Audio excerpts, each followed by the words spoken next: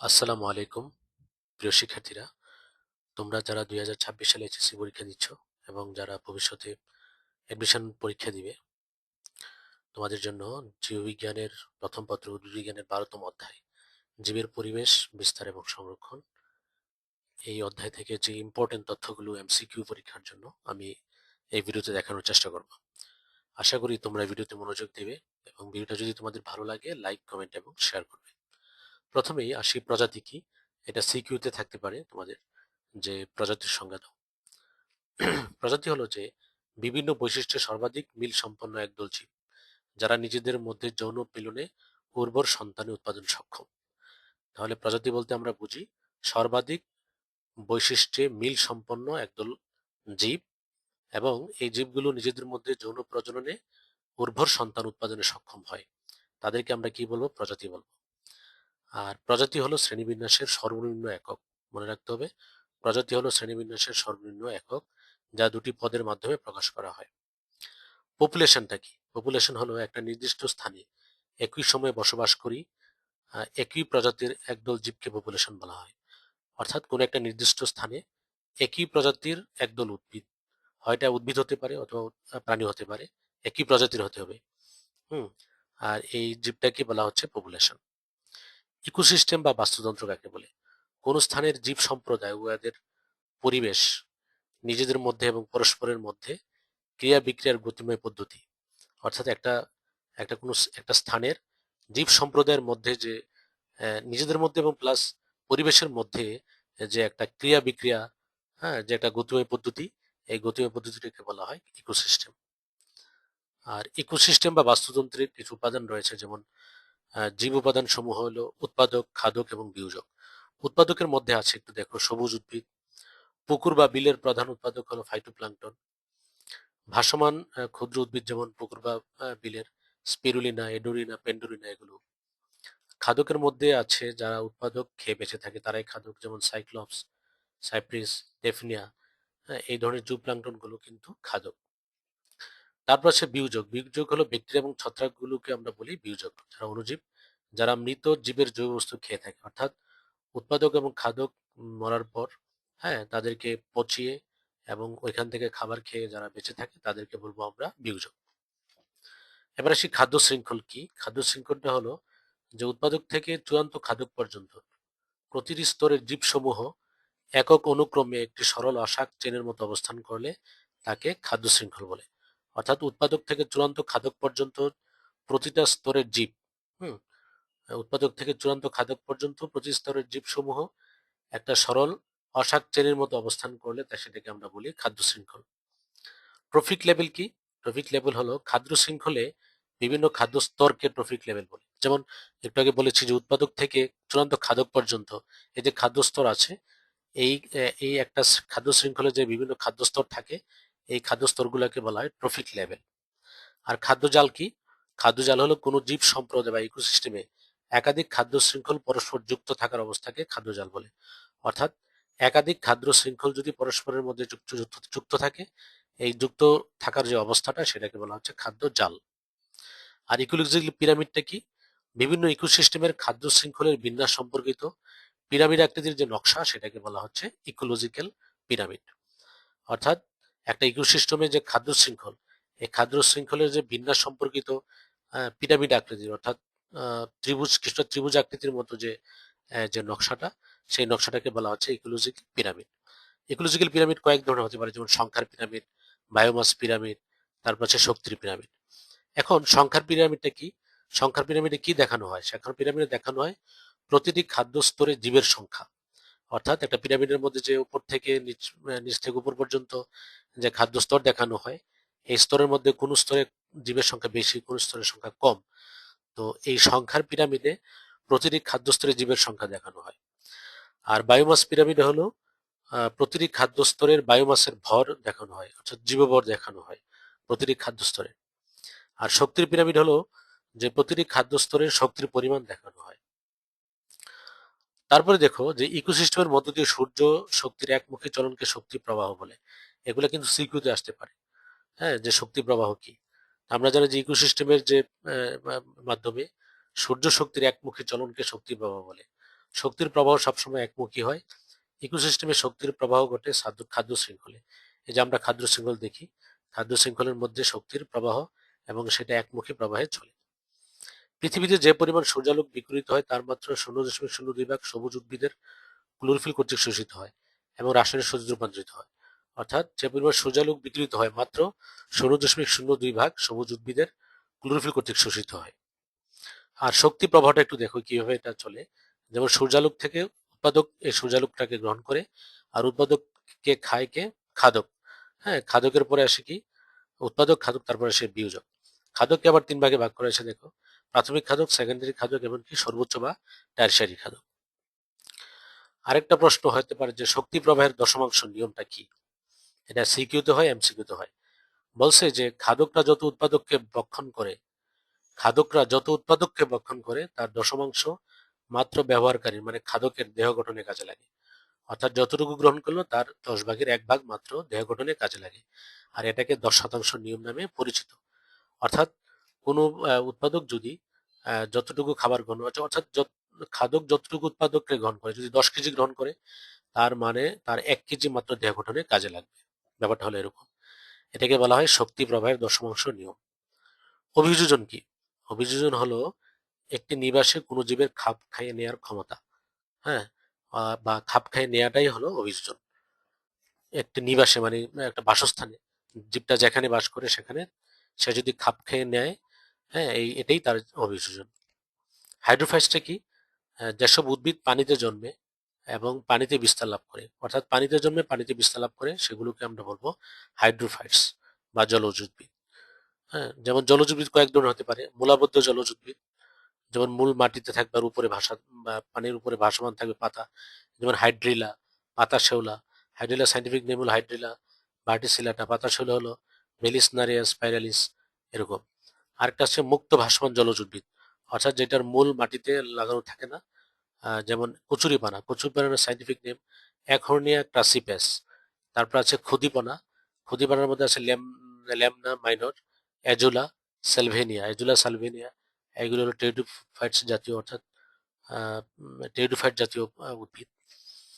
তারপরে দেখো মূলাবদ্ধ পত্র ভাসমান উদ্ভিদ, মানে মূলে আবদ্ধ থাকে আর পাতাটা ভাসমান থাকে, সেটাকে বলা হয় মূলাবদ্ধ ভাসমান উদ্ভিদ। যেমন সাদা শাপলা, শাপলার মূল কিন্তু মাটিতে আহ, আহ, আবদ্ধ থাকে এবং পাতাটা পানির উপরে ভাসে।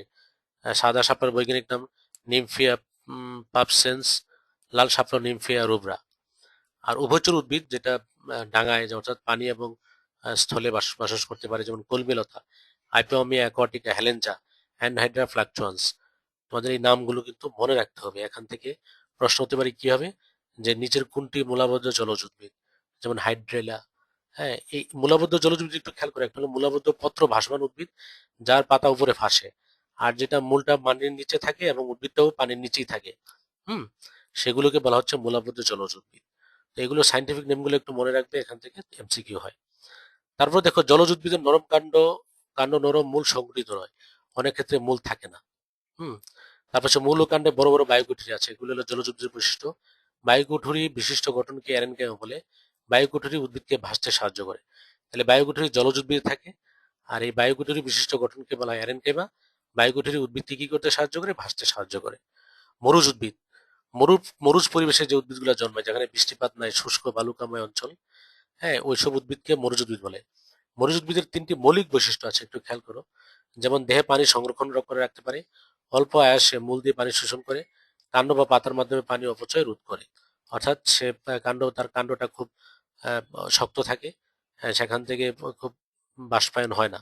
হ্যাঁ, যেটা এটা একটা তার একটা মৌলিক বৈশিষ্ট্য। তারপর দেখো মরুজ উদ্ভিদ সমূহ 4টি ভাগে ভাগ করা হয়েছে। একটা হলো খরা এড়ানো উদ্ভিদ, কৌশলে খরা এড়ানো উদ্ভিদ, খরা সহ্যকারী উদ্ভিদ, খরা প্রতিরোধকারী উদ্ভিদ। একটা হলো খরা এড়ানো উদ্ভিদ, আর কৌশলে খরা এড়ানো উদ্ভিদ, আর খরা সহ্য করতে পারে, আর খরা প্রতিরোধ করে। মরুজ উদ্ভিদ আকারে ছোট ঝোপযুক্ত লুক্কায়িত পত্ররন্ধ্র। এটা এই জায়গাটা খুব ইম্পর্টেন্ট, যে মরুজ উদ্ভিদের মধ্যে যে পত্ররন্ধ্র থাকে সেটা হলো লুক্কায়িত পত্ররন্ধ্র। পাতার মধ্যে কিউটিকল থাকে এবং এটা পুরু, কাণ্ড পাতায় মোমের আবরণ থাকে। এজন্য তাদের সহজে পত্ররন্ধ্র দিয়ে পানি বাষ্পীভবন অর্থাৎ প্রশোধন হয় না। মরুজ উদ্ভিদ হলো খেজুর। উদাহরণ দেখো খেজুর। খেজুর বৈজ্ঞানিক নাম ফোনিক্স ড্যাকটালিফেরা আকন্দ, কেলোট্রপিস প্রোসেরা, ফনিমনসা, উপানসিয়া, ডিলিনিয়া, করবি, নেরিয়াম ইন্ডিকা। এই নামগুলো তোমাদের মনে রাখতে হবে, তোমাদের বই থেকে নেওয়া হয়েছে নামগুলো। এখন থেকে এমসিকিউ হতে পারে, প্রশ্ন হতে পারে যে ফনিমনসা কোন ধরনের উদ্ভিদ। মনে রাখতে হবে এটা মরুজ উদ্ভিদ। তারপর আসে লোনামাটির উদ্ভিদ বা হেলোফাইটস। যে সকল উদ্ভিদ লবণাক্ত পরিবেশে সহজেই জন্মাতে ও বিস্তার লাভ করতে পারে সেই উদ্ভিদ লোনামাটির উদ্ভিদ বলা হয়, যেমন তাদেরকে হেলোফাইটস বলে। লোনামাটির উদ্ভিদের কাণ্ড রসালো, এদের স্তম্ভমূল বা ঠেসমূল থাকে। মনে রাখতে হবে যে এই যে লোনামাটির যে উদ্ভিদগুলো এগুলোতে স্তম্ভমূল বা ঠেসমূল থাকে। অক্সিজেন কম থাকে অনেক উদ্ভিদের শ্বাসমূল বা নিউমেটোফোর সৃষ্টি হয়। তোমরা জানো যে এই যে লোনামাটির উদ্ভিদগুলো জোয়ার ভাটা অঞ্চলে বেশি হয়, এখানে অক্সিজেনের পরিমাণ যদি কম থাকে সেখানে শ্বাসমূল বা নিউমেটোফোর সৃষ্টি হয়। আর এখানে একটা স্পেশাল বৈশিষ্ট্য আছে যে সব উদ্ভিদের জরায়ু অঙ্কুরোদ্গম হয়, যেমন রাইজোফোরা গণের প্রজাতিগুলোর মধ্যে এই জরায়ু অঙ্কুরোদ্গম হয়। আর জরায়ু অঙ্কুরোদ্গমটা কি বলছে যে উদ্ভিদের থাকা অবস্থায় ফলের অভ্যন্তরে বীজের অঙ্কুরোদ্গম, মানে উদ্ভিদের গাছে থাকা অবস্থায় হ্যাঁ ফলের অভ্যন্তরে বীজের অঙ্কুরোদ্গমকে বলা হয় জলজ অঙ্কুরোদ্গম। লবণাক্ত উদ্ভিদগুলো একটু খেয়াল করো, যেমন গেওয়া, একজোকেরিও অ্যাগালুচা, গরান, হ্যাঁ সিরিপস, রক্সবার্গে, সুন্দরী, হেরিটের ফুমিস। তোমাদের এই নামগুলো মনে রাখতে হবে যে নিচের গেওয়া গাছের বৈজ্ঞানিক নাম কি, গরান গাছের বৈজ্ঞানিক নাম কি, সুন্দরী গাছের বৈজ্ঞানিক নাম কি। এবার হচ্ছে মেসোফাইট। স্বাভাবিক মাত্রা মিঠা পানির স্থলজ উদ্ভিদকে মেসোফাইট বলা হয়, যেমন আম, জাম, লিচু, কাঁঠাল, এগুলোকে মেসোফাইট বলা হয়। বায়োম কি?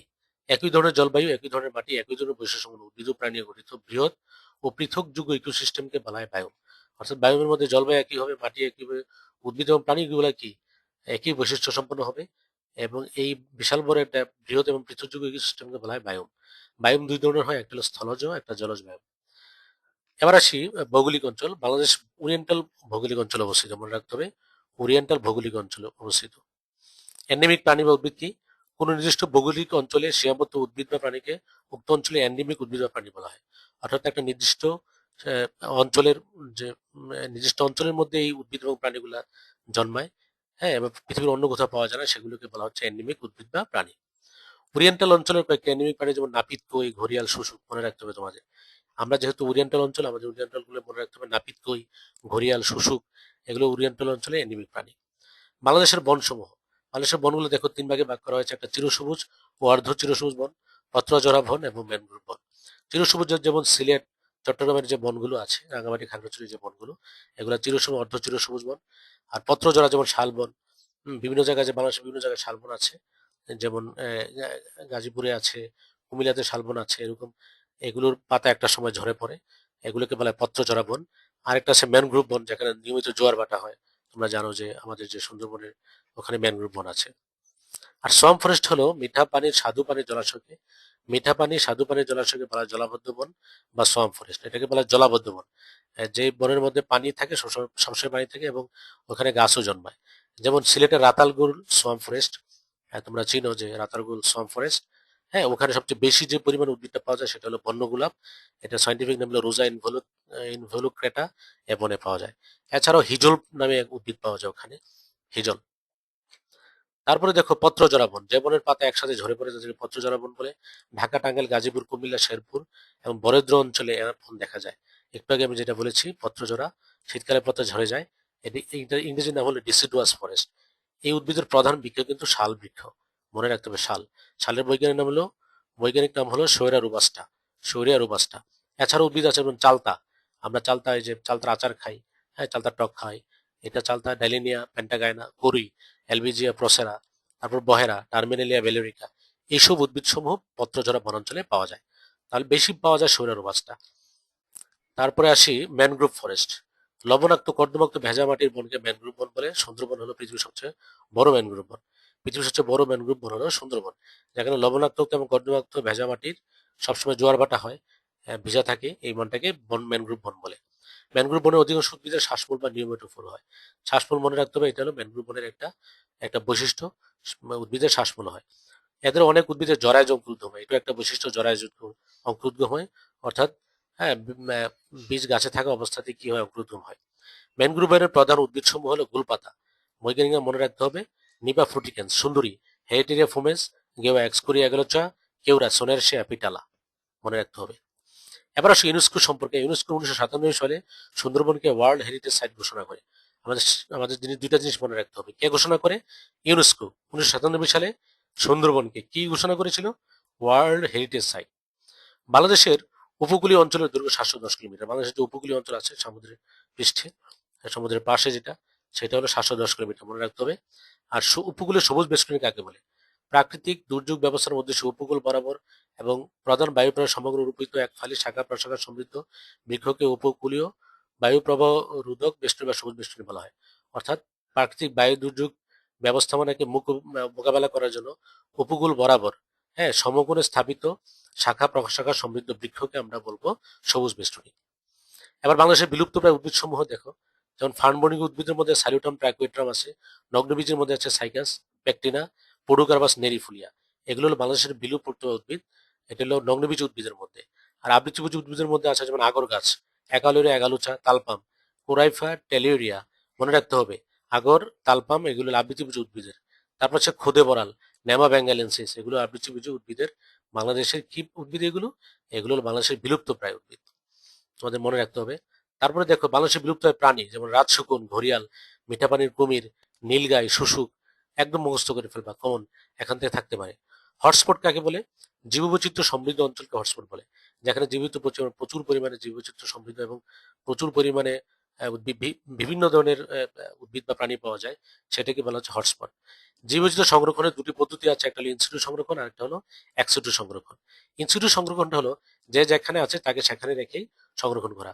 যেমন ন্যাশনাল পার্কের সংরক্ষণ, ন্যাশনাল পার্ক উদ্ভিদ ন্যাশনাল পার্কেই, ইকো পার্কের উদ্ভিদ ইকো পার্কে সংরক্ষণ করা, সাফারি পার্কের যেখানে আছে সেখানেই, সেই উদ্ভিদগুলো সেখানে রেখেই সংরক্ষণ করাকে বলে সাফারি পার্ক বলা হয়। যেমন বন্যজীব অভয়ারণ্য, এটাও একটা ইনস্টিটিউট কনজারভেশন। তারপর হচ্ছে গেম রিজার্ভ, বাংলাদেশে একটা গেম রিজার্ভ আছে যেমন টেকনাফ গেম রিজার্ভ, হ্যাঁ, একমাত্র গেম রিজার্ভ। তাহলে এগুলোর মাধ্যমে কি করা হয়? সংরক্ষণ করা হয়, আর এগুলোকে বলা হয় ইনস্টিটিউট সংরক্ষণের মাধ্যম। তারপরে দেখো আরো আছে বিশ্ব ঐতিহ্য, যেমন বাংলাদেশের বিশ্ব ঐতিহ্য যেগুলো আছে, ইউনেস্কো, তারপরে হাগালুকি হাওর, তারপরে মৎস্য অভয়াশ্রম, হ্যাঁ, এগুলো হলো আমাদের ইনস্টিটিউট কনজারভেশন। তারপর দেখো টাঙ্গুয়ার হাওর, বাংলাদেশের সুনামগঞ্জ জেলায় অবস্থিত 51টি জলমহাল নিয়ে, 51টি মনে রাখতে হবে, জলমহাল নিয়ে টাঙ্গুয়ার হাওর, এটা টাঙ্গুয়ার হবে হাওর গঠিত। স্থানীয় বাড়িটি 6 কুড়ি বিল 9 কুড়ি কান্দা বলা হয়। দেখো এটাকে কি নামে রাখা হয়? 6 কুড়ি বিল 9 কুড়ি কান্দা নামে পরিচিত। 2000 সালে একে রামসার সাইট ঘোষণা করা হয়। এই টাঙ্গুয়ার হাওরটাকে 2000 সালে রামসার সাইট ঘোষণা করা হয়। রামসার একটা ইরানের একটা শহর, মনে রাখতে হবে। বাংলাদেশের সর্ববৃহৎ হাওর হাকালুকি হাওর, মৌলভীবাজার ও সিলেট জেলার 5টি উপজেলা নিয়ে গঠিত। হাকালুকি হাওর সবচেয়ে বড়, মৌলভীবাজার এবং সিলেট জেলার 5টি উপজেলা নিয়ে গঠিত। হালদা নদী, কার্প জাতীয় মাছের প্রাকৃতিক পর্যটন কেন্দ্র হিসেবে পরিচিত হালদা নদী। তোমরা জানো যে চিটংয়ের, হ্যাঁ, চিটংয়ে আছে এটা নদীটা, হাটাজারি উপজেলার ভিতর দিয়ে প্রবাহিত হয়েছে। এবার আসি অ্যাক্সিডু সংরক্ষণের মাধ্যমগুলো, যেমন বোটানিক্যাল গার্ডেন, বীজ ব্যাংক, ফিল্ড জিন ব্যাংক, নিম্ন তাপমাত্রায় সংরক্ষণ। তারপর আছে ইনভিটু সংরক্ষণ এবং ডিএনএ সংরক্ষণ। এগুলো হলো অ্যাক্সিডু সংরক্ষণ। প্রশ্ন আসতে পারবে যে নিচের কোনটি অ্যাক্সিডু সংরক্ষণ? তাহলে এই নামগুলো তোমরা মনে রাখবা। আইইউসিএন এর বর্তমান নাম হলো ইন্টারন্যাশনাল কনজারভেশন ইউনিয়ন। এটা হলো বর্তমান নাম, মনে রাখতে হবে, ইন্টারন্যাশনাল কনজারভেশন ইউনিয়ন। আইইউসিএন উদ্ভিদ বা প্রাণী সমূহকে বিভিন্ন ক্যাটাগরিতে ভাগ করেছে, কোনটা বিলুপ্ত বা কোনটা বিলুপ্ত প্রায়, কোনটা ভালনারেবল, কোনটা ক্রিটিক্যালি এন্ডেঞ্জার্ড, এরকম ভাবে কতগুলো ক্যাটাগরিতে ভাগ করেছে, যেমন extinct species, extinct in the wild, critically endangered species, vulnerable species এবং রেয়ার স্পেসিস। এগুলো হলো আইইউসিএন এর ক্যাটাগরি। তো আজকে ছিল এই পর্যন্ত এই ভিডিওটা। আমি 12তম অধ্যায়টাকে ইম্পর্টেন্ট তথ্যগুলো তোমাদের এখানে দেখাবার চেষ্টা করেছি, যেগুলো ইউনিভার্সিটি ভর্তি এবং মেডিকেল ভর্তি পরীক্ষাতেও কাজে দিবে। এবং তোমাদের যে চলমান এইচএসসি পরীক্ষা, এইচএসসি পরীক্ষার বোটানি যে সাবজেক্টে, এখান থেকে এমসিকিউ, 1 থেকে 2টা এমসিকিউ হওয়ার সম্ভাবনা খুবই বেশি। তো এই পর্যন্তই আজকে। যদি ভিডিওটা তোমাদের ভালো লাগে, লাইক, কমেন্ট এবং শেয়ার করবে। ধন্যবাদ।